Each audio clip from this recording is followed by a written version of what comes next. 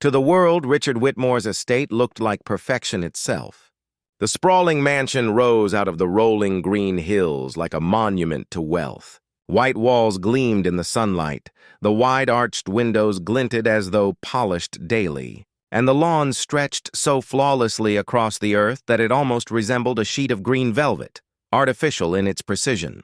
Visitors who came to the gates often whispered to one another that this was what paradise must look like. Clean, orderly, untouched by flaw or hardship. But within the pristine walls, perfection carried a hidden cost, and that cost was not paid by Richard Whitmore or his family. It was borne silently by the staff who served them, by the unseen hands that cooked, scrubbed, polished, and obeyed. No matter the toll, Amara, one of the housemaids, stood in the hallway just beyond the kitchen that morning, straightening the crisp lines of her black and white uniform in the mirror that hung beside the marble staircase.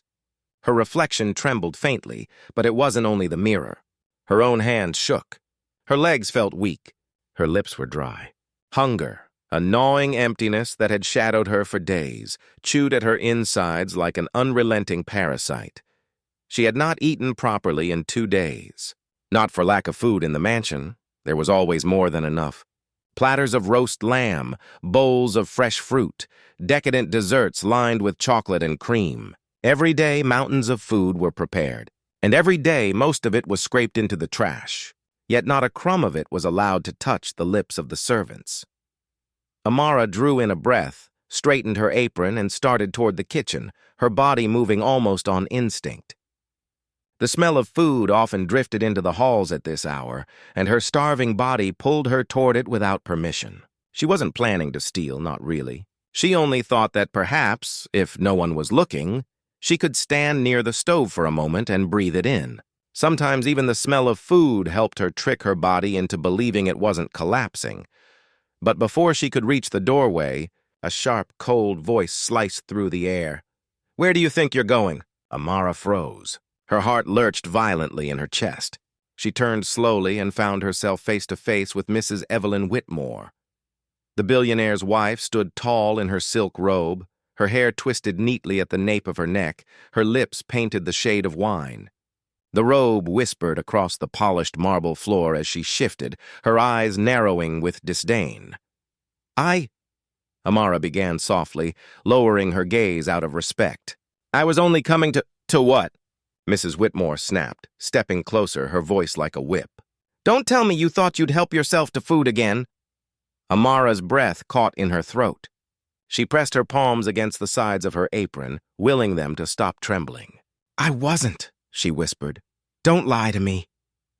Mrs. Whitmore's tone grew colder still, her eyes sharp enough to cut through bone. "I told you the rule when you were hired.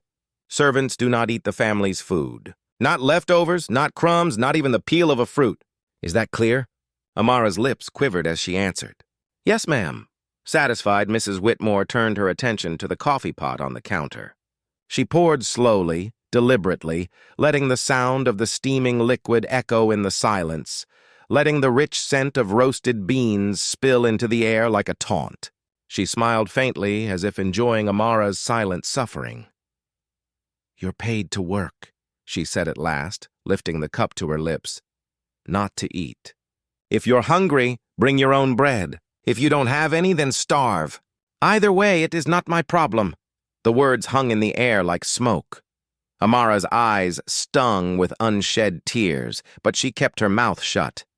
She had learned long ago that silence was the safer choice. Words, even small protests, often carried consequences in this household. She bowed her head and turned away, forcing her legs to carry her back into the hallway.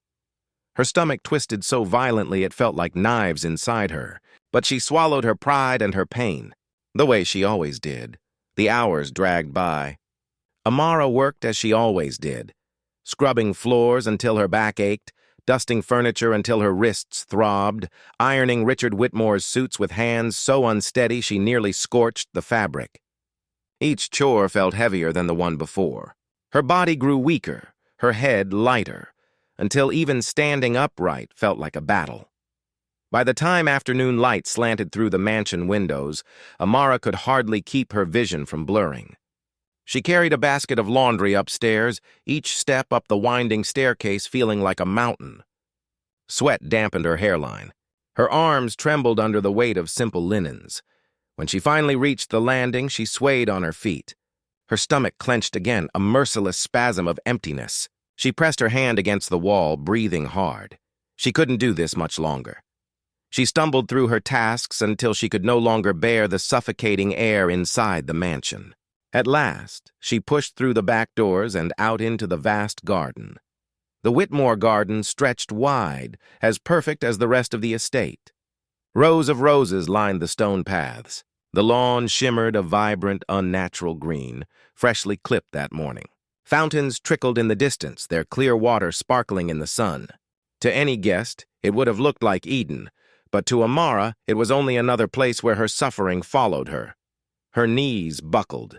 She sank into the grass, clutching her stomach as tears spilled down her cheeks. She tried to draw air into her lungs, but it came shallow, quick, desperate. "I can't," she whispered hoarsely to herself. "I can't anymore." Her body cried out for relief. In her haze of hunger, her eyes fell on the lush grass beneath her palms. Green, fresh, alive. Her trembling fingers pulled a handful from the earth. She stared at it for only a moment before shoving it into her mouth, sobbing as she chewed. The taste was bitter, sharp, foreign. It scraped down her throat like blades, but it was something. It was better than the hollow nothing inside her. She stuffed another handful into her mouth, tears streaming freely now. "Why am I like this?" she choked out, her words muffled by the grass. "God, why? Why?" Her sobs shook her shoulders as she clawed at the ground, desperate, frantic, swallowing mouthfuls of the green blades as if they could fill the void. Her tears fell freely, soaking the soil beneath her face. Then, footsteps. The sound of shoes crunching against the stone path behind her. Amara froze, her body rigid, her hand still clutching a fistful of grass. Her heart thundered in her chest, a deep voice sliced through the air. "What the hell is this?"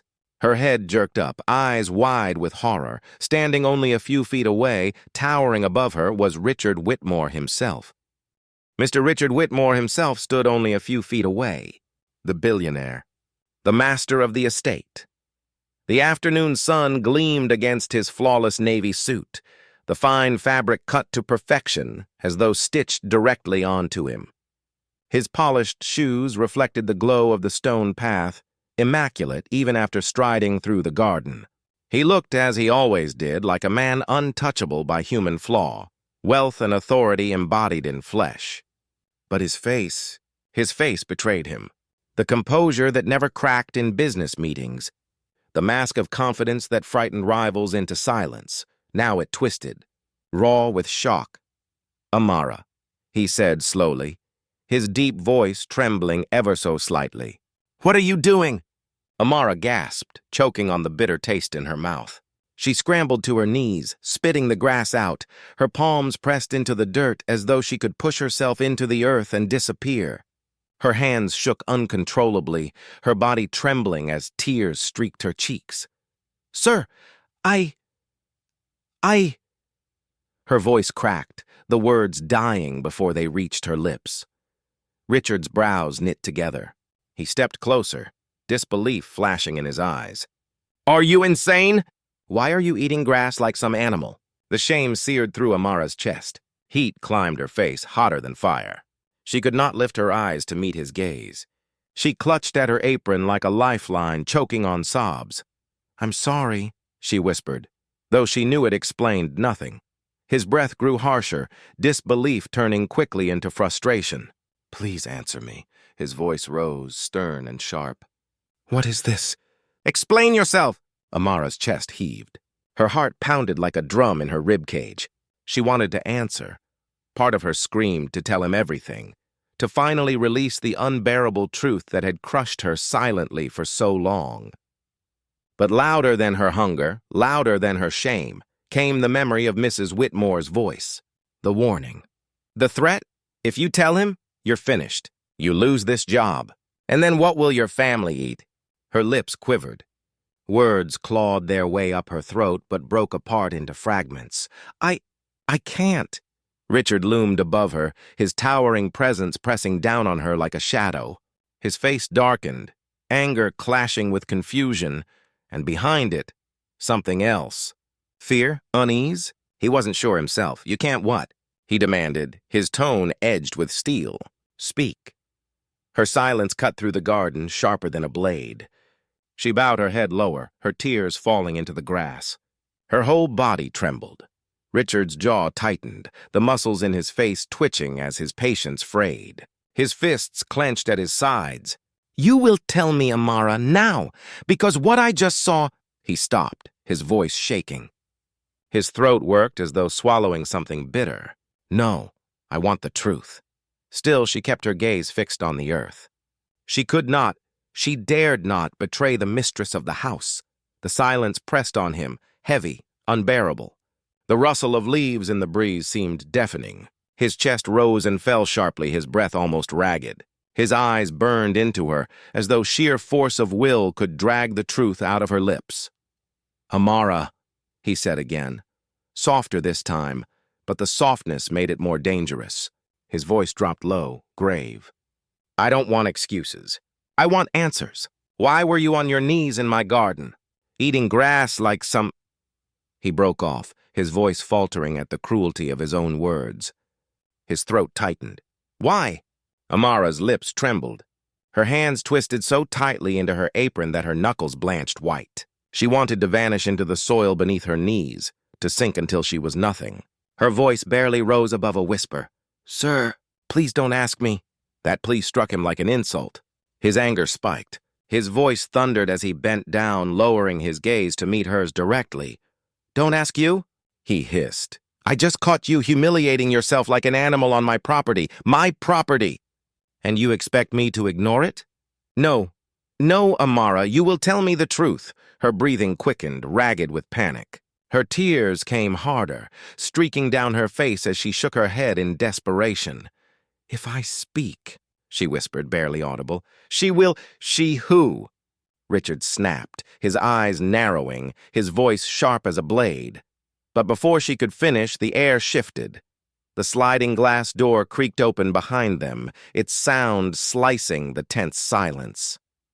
A chill ran down Amara's spine. She froze like prey sensing a predator. What is going on here? The cold voice rang out, calm and venomous all at once. Amara's entire body stiffened, her blood turning to ice. Her head remained bowed, though every muscle in her body screamed to collapse completely. Richard turned, his jaw clenching as his wife appeared in the doorway. Evelyn Whitmore stepped barefoot onto the stone patio, her silk robe flowing elegantly around her. She carried a delicate porcelain cup in one hand, her posture regal, her eyes narrowed. Her presence alone shifted the balance of the moment, commanding attention without effort. Richard straightened, forcing steel into his spine. His voice trembled, not with fear, but with fury barely contained. Explain to me, he said. His words clipped, vibrating with restrained rage. Why I just found our maid on the ground, on her knees, eating grass. Evelyn didn't even blink. She lifted the porcelain cup to her lips, sipping her coffee slowly, almost lazily. Her expression held no shame, no guilt, only irritation, as though this entire scene had interrupted her morning ritual.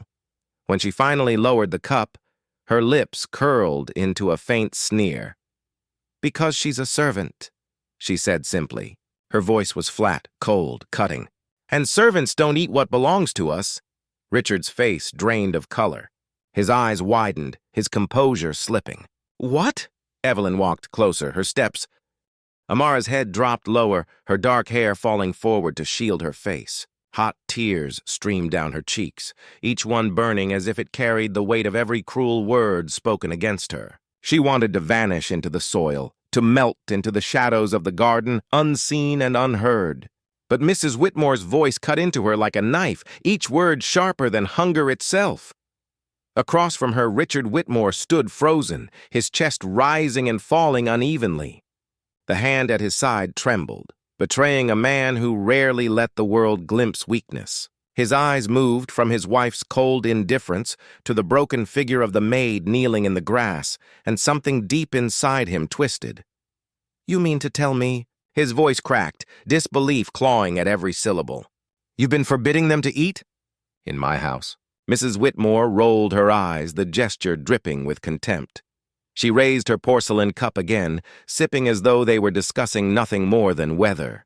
"Don't be dramatic. They have wages, don't they? If they're too stupid to bring their own bread, that's their fault, not mine. I will not have servants rummaging through my refrigerator like rats. This house has standards." The word lingered in the air, vile in its disguise. Richard stared at her, his expression hollow, almost disbelieving, as though the woman before him were a stranger. "Standards," he repeated, the word leaving his lips like poison. "You call this cruelty standards?" His voice wavered, growing louder. "She was starving to the point of chewing grass like an animal. And you—" He broke off, his throat constricting, his fury choking the words before they could fully form. "You watched it happen." Mrs. Whitmore's expression shifted, hardening into steel. Her eyes narrowed. "Don't raise your voice at me," she warned. "This is my household. You're never here, always buried in your work, your endless meetings, your precious empire. I kept order while you weren't looking. If she's hungry, let her figure it out. That is not my problem." Something inside Richard snapped. His hands curled into fists so tight, his nails bit into his skin. His throat tightened until each breath was a battle. His eyes burned as he turned back to Amara. She was still hunched low, her body frail, her shoulders trembling, her face hidden as though shame alone could bury her into the ground. "Why didn't you tell me?" he asked, his voice lower now, desperate, broken. Amara sobbed harder, shaking her head. Her words came out between ragged breaths. "Because she said if I complained, I'd be thrown out. And her hand clutched her apron tightly. "I send all my wages back home. My son is sick. If I lose this job—" "If I lose it—" Her voice broke completely, her sobs strangling the words. "He won't survive." Richard staggered back a step as though struck. His throat closed. His vision blurred. The weight of her confession pressed into him like 1,000 stones. Amara wasn't mad. She wasn't weak. She wasn't some pitiful creature crawling in the garden out of insanity. She was a mother, a woman who endured silence, shame, and starvation just to keep a child alive. Every mouthful of food thrown into the trash in his kitchen was a knife to her heart. And while his home glittered with abundance, she had been fighting quietly against death itself. For her son's life. Richard's chest heaved as he turned toward his wife, his voice raw. "Do you hear that?" His voice cracked with fury.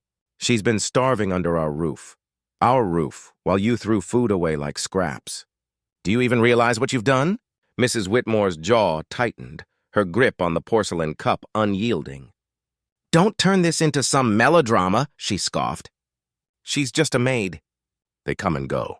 Don't act like she matters more than she does. There will always be another one to replace her."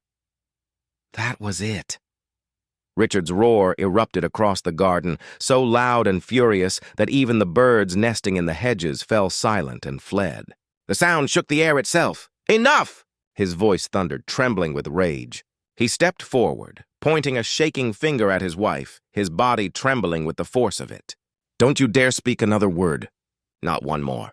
I don't even recognize the woman standing in front of me anymore. Heartless, cruel, inhuman." Mrs. Whitmore's mouth parted. A sharp retort poised on her tongue, but the look in her husband's eyes stopped her cold. The fury, the disgust, the unshakable authority radiating from him froze her in place. For once, Evelyn Whitmore was silent. Richard turned back to Amara, his chest still heaving. He moved slowly, deliberately, as though each step carried the weight of his failure. Then, before the eyes of his wife, before the very walls of the empire he had built, he knelt down, on the grass.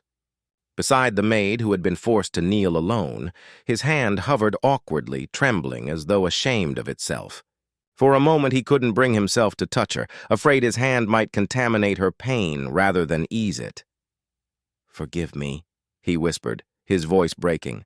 "Forgive me for not seeing, for not knowing, for letting this happen under my roof." Amara's sobs came harder, her frail body convulsing with grief and relief tangled together. She did not pull away. She did not move. And for the first time in years, Richard Whitmore felt the sting of tears on his own face. They burned hot and unrelenting, cutting deeper than any financial loss, deeper than any betrayal in business. His empire, his money, his polished power, none of it could shield him from this. None of it mattered anymore. What shattered him wasn't scandal or downfall. It was the sight of a loyal maid forced to chew bitter grass like a stray animal, while his wife, his partner, sipped coffee and called it order. His voice trembled, but each word carried the weight of a vow. "I swear to you, Amara," he said, gripping the grass with one fist as though anchoring himself to the earth. "This ends today. You will never go hungry again, not while I have breath in my body." The sun dipped lower in the sky, painting the immaculate garden in long, dark shadows.